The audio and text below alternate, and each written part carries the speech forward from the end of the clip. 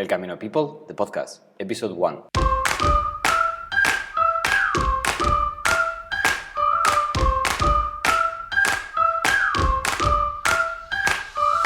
Ultreya, fellow pilgrims, and welcome to El Camino People, the podcast. I am José María Hernández, pilgrim, entrepreneur, Pamplonica, and Camino lover.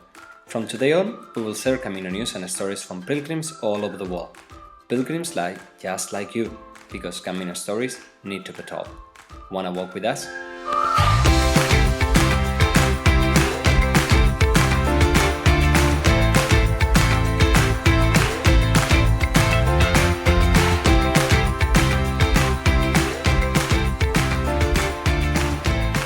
Here today we have Mark and John from Road to Muxia. Welcome, guys. Yes, thank you very much. How are you doing this morning? Thank you, man. Yeah, morning for you. Yeah, evening for me. Yeah. You're 6 hours ahead. So yeah, thank you for. This is the beauty. The Camino never sleeps. So we have today with us two guys that, for me, this has been a long year with El Camino people, but it feels like I met Mark for all my life, and we've been working for so long. But we've never seen each other in real life. It's one of those things, that when we talk about the Camino and the friendships that you made, sometimes you don't even need to make those friendships during the Camino. So right. Mark here is running a great project. We hear a lot nowadays about movies about the Camino, books and everything. But I think it was probably about more than a year ago, no, Mark? That we first met and started talking. Yes, first contacted, yeah. And I got captured by Mark's stories. First of all, because the whole name of the project was Road to Muxia. And my Camino experience, when I felt more vulnerable, more complete, was in Muxia. And since that day, I don't know, it feels like we have some kind of connection. Do you want to tell the people, Mark, a little bit about why the naming, why the whole Road to Muxia, where this, became a movie and when it became Road for Muxia? Yeah, and it's you could call any story that anybody goes through, especially on the Camino Santiago, it ends up being a layered process. And the reason I had chosen that name is primarily because of events that had occurred when I was in Santiago that pretty much set it into place. This is what this movie needs to be about. First of all, jumping forward, when I got past how I even got to the Camino, when I got to Santiago, I know that Facebook and everything that you have out there does have people that are full of joy and people that are happy when they reach Santiago. I did take a few pictures smiling with friends, but there was an incompleteness that I felt when I got there. And John was able to catch me at that moment on how I felt, and it was just a very empty feeling. I felt like that moment that you're supposed to have so much joy just didn't exist. And I even went in to speak with one of the priests inside the cathedral, and what he had said to me was, with what you're going through, you need to go on. I was carrying my dad's ashes. He says, you need to go to Muxia and you need to take that time. And so I did. And between the time I left Santiago and by the time I let my father's ashes go, I went through the things that the priest, I guess, knew that I was going to go through. It is, yeah. And, it hurts. It's painful. It's decisions that you have to make. But where others may have gone through the process and they've gotten to Santiago and they're there and they feel good about the next steps, I was still pretty much in ways incomplete and broken. And that final walk and the letting of the ashes go and those things that I went through pretty much set into place how I was going to be moving forward with my life. Great. Sorry guys, this is the first El Camino People podcast, so yeah. I forgot to introduce Mark and John to both of you. So Mark, can you please introduce John to all of us, and then please John, can you introduce Mark? Okay, super, yes. This is my cousin, nephew in Bolivian culture, is Jonathan Fernandez, full name Ariel Jonathan Fernandez Arias. and he is a filmmaker. And he's the other side of the road to Muxia, the He's guy the other side. behind the land. Yes, Yeah. absolutely. And he's Mark Joseph Pareto Yes. Sandoval. Sandoval. So yeah, that's how you would spell it here, or you would say it here. So yeah, he's I would say he's caminante. Maybe you would get that. So I think he got in love of the Camino. I mean, he loves the Camino, and I think that what the Camino is doing with his life is relevant. So I think this journey, it didn't reach the end yet because he is still processing some stuff inside. And I think this is going to be what is going to show in the movie or in the film, in the documentary film, because the name, and maybe this is the first time I'm going to talk about the name. While you guys were talking, I was thinking the name Road to Muxia, in a certain way for me, it's kind of an excuse, because maybe this is not just Road to Muxia, this is road to forgiveness, road to hope, road to peace, road to, I don't know where you want to get. But I think that's something interesting that I'm just thinking. So I just said it. I'm sorry. I know I went to. No, that's amazing, and I agree. You know, a lot of people ask, you know, we are all day, you know, Camino lovers. It's like, where does the Camino start? Where does the Camino ends? And I think this really a start. And it's not when you start walking in San Jan, Pamplona, it's when you decide to make the step. But I think, you know, in life and in El Camino, as you say, there is no end. And for Road to Muxia, I think, you know, one day when we see the movie out there, it's going to be, you know, a checkpoint. But I don't think for Mark that's the end, and for any of us. And I truly believe that is something that has a lot to say to a lot of people. So, guys, Road to Muxia stars. Where did it begin? How was where was it born? Yeah, how did it begin? It began a day on April 15th. Actually, no, it's April 7th, 2015. And I was hit in an auto accident. There's a young man who had a seizure, and he didn't know he had epilepsy. It wasn't regular epilepsy. It was done by malformation of vessels in his blood vessels in his brain. And it hit that day. And he was driving home from work. I was driving home from work, probably both going about 100 kilometers an hour on both sides of the highway. And he crossed the highway, driving north in a southbound direction. And a truck tried to divert him back a pickup truck tried to divert him back into the middle and impacted him. He went to the shoulder. I came in behind the truck, went in, and we both hit nose to nose. We're both lucky that we survived. It was never his fault. It was a condition that he didn't even know that he had. And following that, within about 90 days after that, my father passed away. And when I was with my dad, he had gone through a process of trying to forgive. That, you know, I think in his heart, in the end, he did. But in his process, he was trying to forgive his own father for abandoning him and his family when they were young.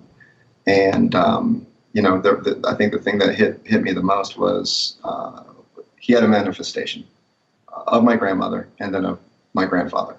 And when he had this manifestation of my grandfather, he says, "What are you doing here? You left us. I don't love you. I don't need you. Leave. Go away."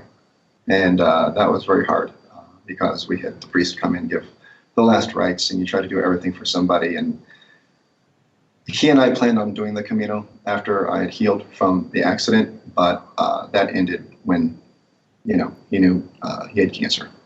So, you know, it was my intent after that to say, we're still going to finish this together. We're still going to walk this together. And so he did walk with me, and I carried him. I carried his ashes. That's amazing. And when I came down to South America to bring my mother down here, she is retired down here in Bolivia. I ran into John. We had met at kind of like a family gathering, a family reunion to get together. Not an official reunion, but just family getting together for a Sunday afternoon. And he and I began to talk, and I learned more about him. He's married to my niece, and I needed to find some type of a reason behind everything going on in my life at the time. And I said, "Are you interested in going and doing this with me?" And after some pondering, after some talking with Carol, he said, "Yeah, let's do this." And so we gathered the funds together to be able to do it for the first time. And so with him, a friend of his, Alberto, and myself, we started out from Saint Jean Pied de Port, not knowing what the script was. He's very used to scripts. He's worked with documentaries and movies, and he's like, "So what's this about?" And I'm like, "I don't know. Just turn the camera on, and something will reveal itself on the other side." I didn't know. And so, he had his ideas. I didn't know what the idea was. I just know that I was still really raw, still really hurting, and was going through a process all the way through that walk. And I think finally what we did find and encounter, at least for me personally, and then we did get them on film with interviews, was people that were going through the same thing that I was when it came to either their children being sick, their daughter passing away, and carrying their ashes, a man carrying his wife's ashes, a woman carrying his mother's ashes. She was just getting ready for retirement. Her mother just died. So everybody that was doing the communal for themselves, but they were also doing it in a devotional way to somebody that they loved or somebody that they were trying to even work through, the relationship with. Yeah, and I think So- that's part of the beauty of the Camino, no matter what we do, all of us, we carry a backpack in a way. And I always carry the backpack because, the pilgrims, they always carry something. And a lot of people think and believe that this new tradition of carrying ashes is something new, but I know that you have done some research about it, that this is not something that's coming out from the movie The Way. Can you tell us a little more about that? Yeah, I actually called the Compostela office because, I just, for myself, I wanted to find out, they always measure, did you do it for religious purposes? Did you do it for somebody else? And what they found is when they do it for somebody else, and you can even get your Compostela written in the name of somebody that you love or somebody that you've done it for, is I asked them, I said, how long have people really been walking with ashes? Because art imitates or reflects life. So the movie did have a man carrying his son's ashes. However, what I was told by them was that this has been going on, ever since the beginning. The artifacts, the mementos, the ashes, all of these things have been done for centuries, and that I'm nothing new. This is something. I'm going through the same process as many other pilgrims throughout the centuries in that walk. But that's the beauty, the Camino is not about doing something new, it's just about that, walking for you, for someone else, or for, whatever reasons you have, the Camino will provide, as we say. And a lot of people will ask, and I myself, having done the Camino a couple of times, it's like, how can you separate from the camera? When you are going through your own process, how, your family, you are recording on one side, you have to walk, you have to still do your own Camino, but then on the other side, you have to be there to get those momentos, and you don't know where they're going to happen, because I didn't know. Sometimes you're happy, sometimes you cry, sometimes you don't even know where you are, but that's Camino. How that whole, day by day goes when you are trying to do a project like this. Yes, and just first of all, apologies. That's not the police. A car that's been bumped or something. No, it stopped, but we had a car going off. I'm going to give a little bit of my side in the process that I wanted to go through, and then I'm sure John has a lot to say about his experience with my side. I had, the Camino, when it comes to people who film and direct, ends up becoming like a little bit of a small family. Nobody's trying to one-up the other person's movie or documentary, and everybody shares. I'm willing to talk with people about my experiences if it helps them, if they're making a creative piece. I think that this is it comes back to the Camino provides, and you want to help. So I spoke with a couple of the directors of past documentaries. In fact, one of them gave me the name of one of their participants. His name was Phil, from Phil's Camino, done by Annie. And, I just had a really heart-to-heart about what I was going through. He was going through cancer. And he said, you need your time alone. you really need your time alone. And it's going to be a little bit hard for the camera people because they don't see what you're going through. But it's the only way to show some form of a transition through the process that's fresh for the eyes of the camera, and puts the people that are filming in a position to where they have to really dig and figure out what's going on. So I knew I needed that time alone, especially with what I was going through. So John and Alberto would give me my 3 or 4 days space, and they would jump, and they would go take B-roll and things that we will be using in the film, and then they would come back in and do interviews with me. And so the hard thing about that, though, is sometimes when you jump, some of the most amazing experiences happen when they had to jump, and I would go through. And maybe that's the way it's supposed to be. The Camino is for a person's own development, and this was what I was not told to do, but advised to do, and I did it. And for me, in my processes, it was good. But sometimes you just kind of go, I wish I had it on camera. I have some of it on GoPro, but nothing really nice like John had. So they'll see some GoPro too, which is nice because it's a documentary, and documentaries are forgiving because it's real life, whether it's a phone, a GoPro, or anything like that. Yeah. So this is what I went through. Yeah.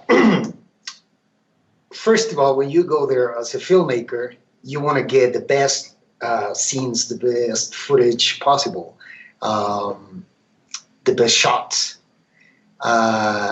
Sometimes you cannot do it because you are not with him.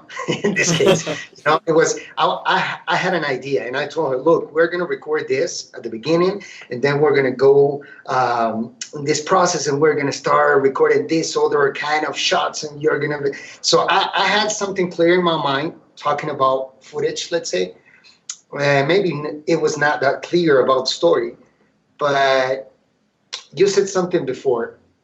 It's nothing new, but of course it is new for you when you are there for the first time. So of course it's going to be new, but you're not doing anything new there, but it is new for you. So like you said, I didn't know the place, I didn't know people, I didn't know weather. So we were like, sometimes we were damn cold. We were not ready for that kind of cold that I don't know here in South America. You get it? I mean, it's another kind of cold, or whatever. So it's really different.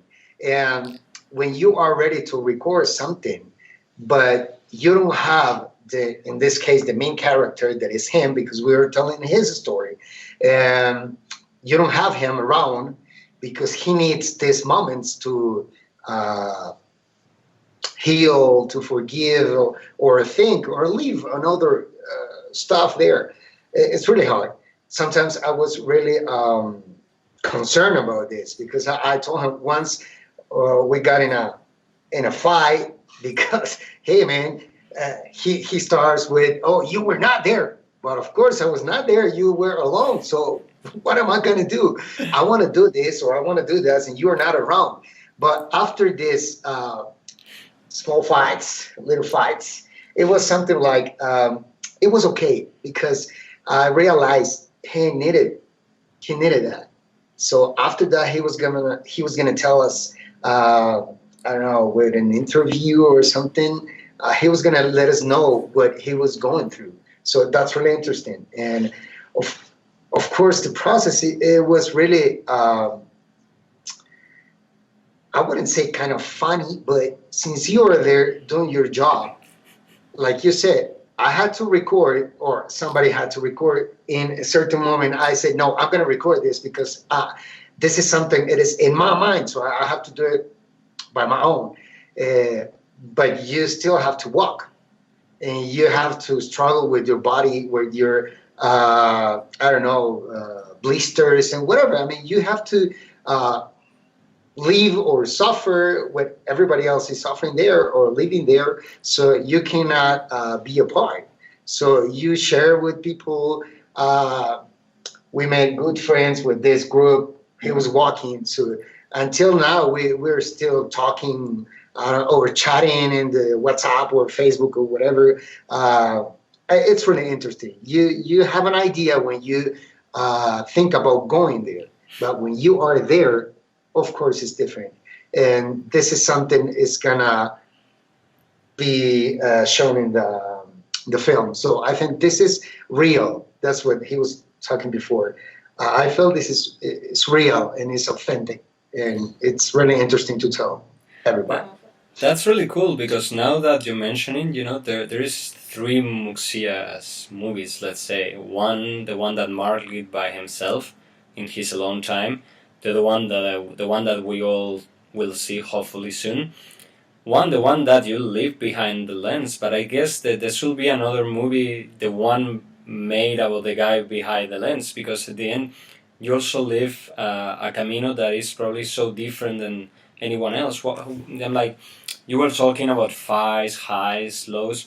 What were the highs for you, the lows for you? How was it feel, when you were doing your Camino with somebody else Camino too, but at the same time you are on your own process? Because I guess as you walked, you probably, at the beginning you were like, okay, I'm the filmmaker, I'm not here. But I bet that Right. one day you were like, okay, what the heck is going on? What is going on in my mind? What is this happening? Because it happens to everyone. So if you can tell us a little more about that. Yeah, and I know John has a couple stories too, but I'll tell you one of them. And I think it has to do with I want to call it like age, pride, and not caring what people know. All right, because what you'll find is the ones that were really most open to the camera and their processes of, like, for example, and I've used her name and I'll use it again. It's Merle Redwing. She is in the documentary. I walked with her for about a day, and we did have an interview with her. And Merle was going through a number of struggles that we were able to even get within an interview. But it was that time that I spent with her, talking with her also, on kind of like the off-camera time when John was behind me or Alberto was behind me, that we had a chance to just really connect on some of the things that she was dealing with her mom, and some of the things that I was dealing with my dad, but also outside the world of that influence as well back home. We all have our stories. And I think that the thing that was most beautiful for me are the people who really opened up about what they were going through. And then when it came to something else that was very important for me was everybody talks about it. In fact, one of the guys in the group was teasing me about it that I've met, but you go through a process to where they say the Camino is divided into going for your body, your mind, and then your spirit. So you go through your body, you're doing 10 days, going through the Pyrenees and up and down hills, and you're getting walking legs. And then after that, you may meet a few people that you walk with for a couple of days, but they're not that tight, fit group that somehow you meet. And then you go through the Meseta, and that ends up being basically the spin in the mind, that you want to jump out of trying to figure things out. But sometimes when you're trying to figure things out, that's because of your own fears, and many times in trying to do that, at least for me. And then in the end, after you go through that process, if you're able to get past that, you're able to connect with other people that have gone through that too. And it just happens. So there's actually two people that within the first week ended up being the people at the end that I was walking with, which was a third and then a fourth. And so you had Martin, you had Edith, and you had Aaron, and then you had Kim. And for Martin and Aaron, I met them prior, and then hadn't seen them for a couple of weeks. And then lo and behold, I meet them in an albergue, and we end up eventually walking together. And then we have this one Camino sister. And then you're going through the whole process of, working through as a family. And it's a great process. But those are the things that uplifted me most was having that family. And then what's even worse out of that, though, is having to say goodbye, but you're connected, thank God, through the internet and these types of new medias that allow you to do this type of thing. So I'm still in connection with them after 3 years today. Great. And John, what was the moment that you remember? Was there any point of the Camino that you were like super, I'm like, this is amazing? Were there any lows on your side, not in the movie side? I think it was one day, I remember it was raining cats and dogs, and we had to keep on going. And we decided to get separated that time I mean, you go ahead, or I'll go ahead, or we're gonna send Beto. It was the cameraman. We're gonna send him in a cab or whatever, because we're not gonna be able to record. Well, it's raining so much, so it was something really special that day, I think, because I started walking alone and with no camera, no equipment, no Beto by my side, no Mark with me. And I just started walking. I didn't even have a backpack, because normally you carry your backpack, and that's something relevant in your walking. When you don't have your backpack, it is like you feel like empty. Something is missing, right? I mean, it's like, what am I doing without my backpack? But I was just me, right? And I walked for like, I don't know, maybe 6 hours, and it was the only moment I had to think about myself. And of course, it was related with his story in this case, because in that time my daddy was alive, and he was struggling with cancer also. And it was something like, man, I have to tell this story that is about him, but what about myself? And that's the moment when I start wondering, what about my dad, and if he's gonna make it or not. I mean, he'll live like, I don't know, 2 more years, or maybe 2.5 more years. And that moment, it was really hard for me, and it was really deep, and that made me think about these other relationships with people that is walking. Because when you know somebody there, it is like at the beginning is, hey, how are you? Oh, fine, and you're walking, yeah, blisters, okay, bye, bye, bye. But then maybe the next time you're not gonna talk about your blisters. You're gonna talk about, and why are you here? And that was we were trying to do, and I was trying to get this information, not just as a filmmaker, but as a person. You get it? Yeah. And it's like, and what about this? And the talk is going to get deeper and deeper every time you see these other people. Maybe you are not going to be with the camera. Maybe you will. But I realized that next time it was going to be like, hey, why are you walking? Oh, this and something else. The third time or the fourth, I don't know. So we crossed with a lot of people there many times. So after a certain time, the chat, it was deeper and interesting and really touching and moving inside, because you realize it was, I don't know, maybe somebody from their family passing away or struggling with something like maybe you are struggling also, or maybe you could understand in a certain level. But it's really interesting. I mean, that moment for me, it was really, really hard, and it was really deep what it was going on with everybody around. So it was really, really nice. Yeah, let's switch gears to more fun stuff, because I guess probably you have like a ton of fun stories, like probably so many crazy, you didn't put the battery, Mark was yelling at you, Mark was doing something, you were yelling at Mark, or people would get right in the middle of a scene, or I don't know, somebody pooping in the middle of the Camino. Tell us something. What was the weirdest, the funniest thing that happens to you guys? Oh my gosh. You're going to catch us on surprise. We should have been queued for that one. We have to think hard. It was a struggle. This is not radio, but this is live.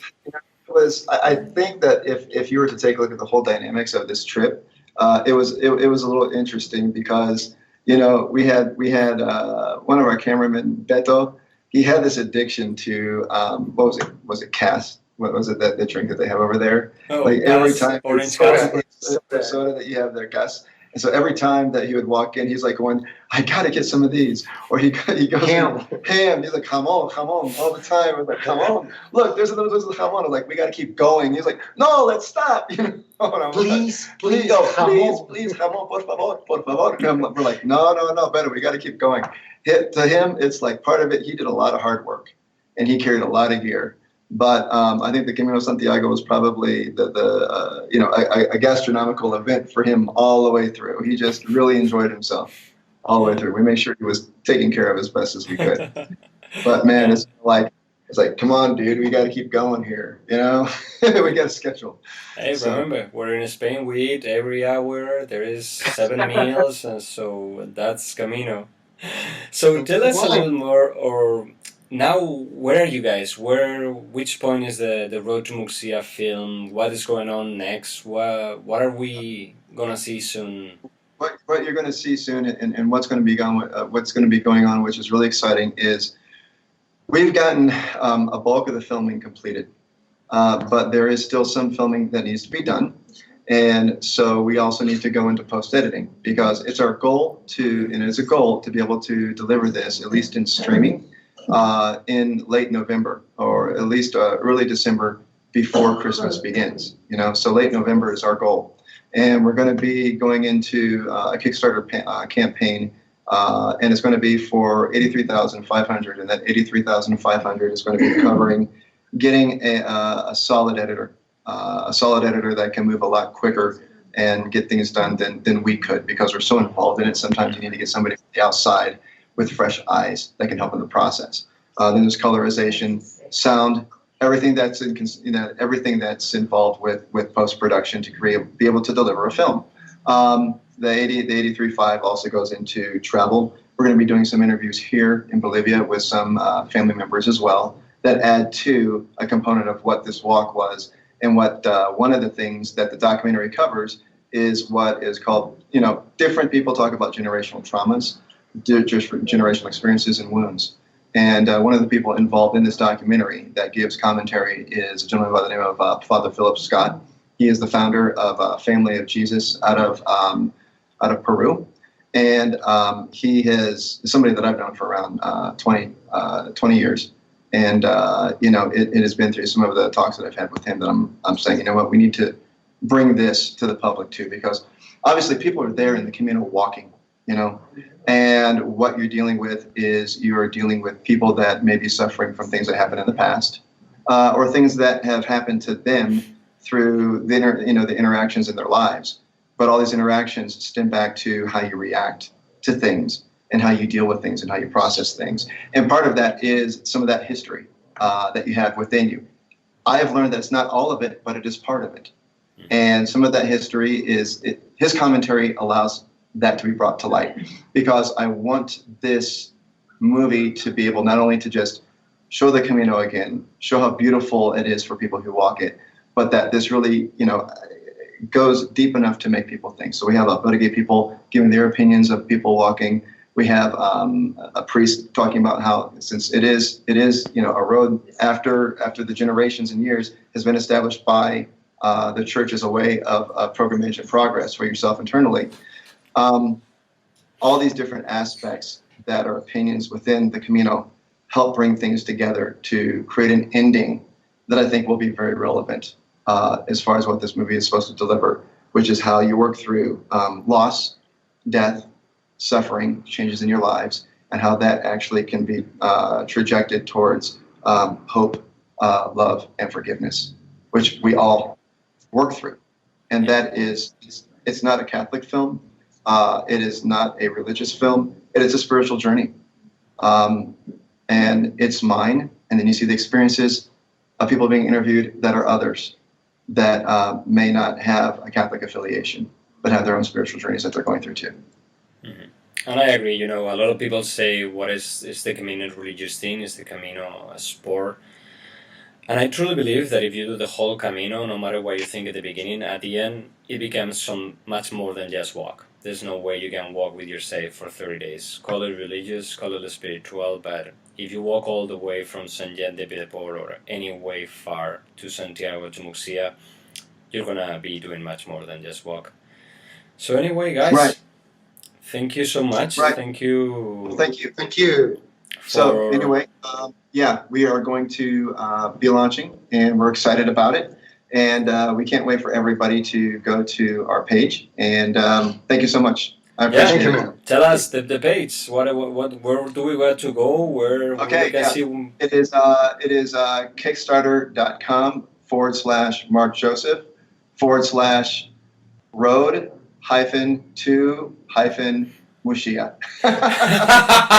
everybody's going to be like, I love that SEO. SEO. Don't worry, guys. It will be on our Instagram. It will be on our website. It will be on Facebook. We're gonna make sure that's gonna be everywhere, because some of you may not believe, but Mark also is a big part of El Camino people. As Road to Muxia has been developed, the El Camino people has been developed, and I have to say thanks for Mark, because he's been there for us. Well, for me, I always talk about us, but yeah, just tell us, both of you, if you have to send one message to all those peoples, and that El Camino people is all about, because some stories need to be told. Yours really has to be told. I do believe in that one.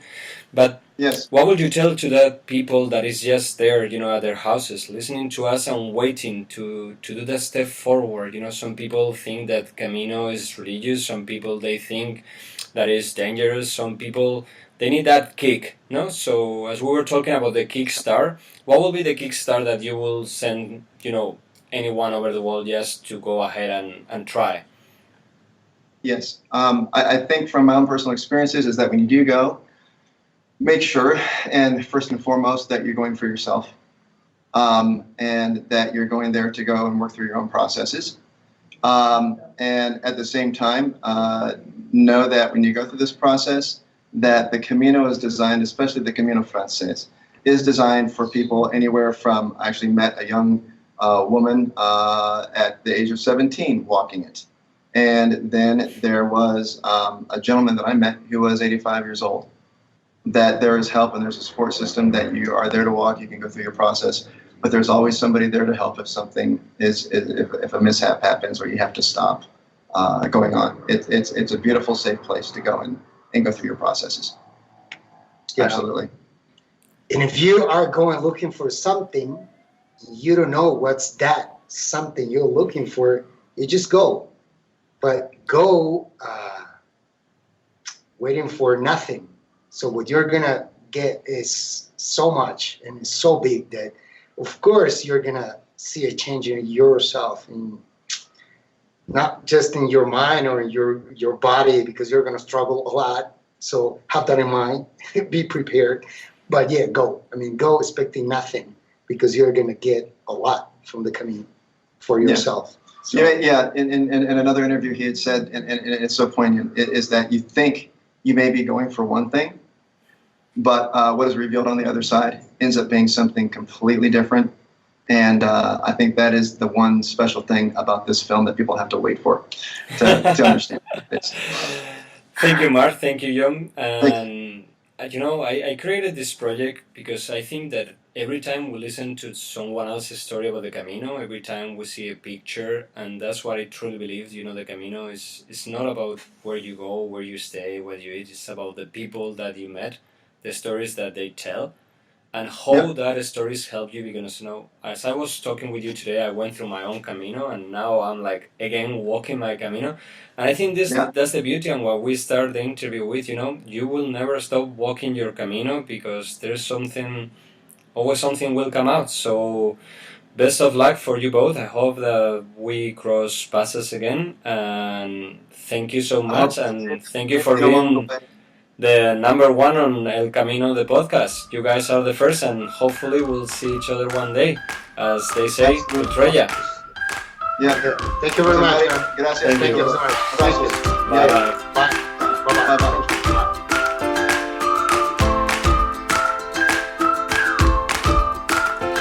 So if you haven't done it yet, go and visit Road to Muxia film and take a look. It's an amazing project, and if you can, support them, and if not, just please help us spread the word of all these amazing things that is happening around the Camino de Santiago.